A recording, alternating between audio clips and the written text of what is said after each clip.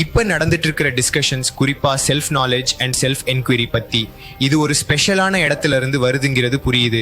இந்த சமூகத்தோட சுரண்டல் கட்டமைப்பும் பொருளாதாரமும் ஒரு மனிதனோட அகங்காரத்துக்கு அப்பாற்பட்ட விஷயம்னா நாம உள்ளுக்குள்ள மாற்றம் அடைஞ்சா போதுமா? ட்ரூத் விதவுட் அப்பாலஜி இந்த கட்டமைப்புகளை தீவிரமா எதிர்க்கணும்னு சொல்லுதா, இல்ல இந்த திட்டமிட்ட அநீதியை தனி மனித மாற்றத்தால தான் எதிர்கொள்ள முடியுமா? இந்த கட்டமைப்புகளை எதிர்க்கிறது யார்? சுவற்றில் இருக்கிற செங்கல் அந்த சுவரை இடிக்க உதவுமா? அப்படி எப்பவாவது நடந்திருக்கா? இந்தியாவில் எவ்வளவு காலமா ஜாதியமும் அது தொடர்பான அடக்குமுறையும் நீடிச்சிருக்கு? கடந்த 5 வருடங்களா, 25 வருடங்களா, இல்ல பல நூற்றாண்டுகளாகவா?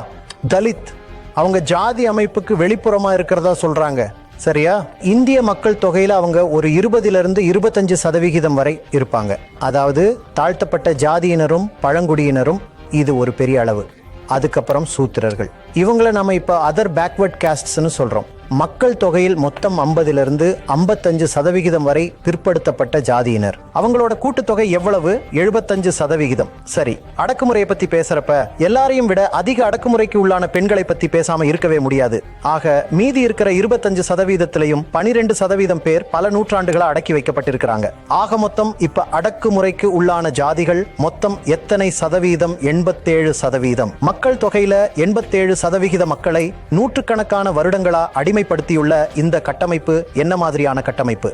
யார் இந்த கட்டமைப்பை உருவாக்கினாங்க? யார் இதுக்கு ஆதரவு கொடுக்கறாங்க?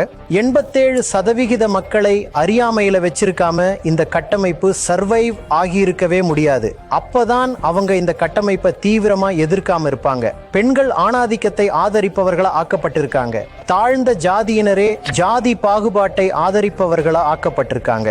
இதெல்லாம் எப்படி நடந்துச்சு? துப்பாக்கி முனையிலையா? கிடையாது.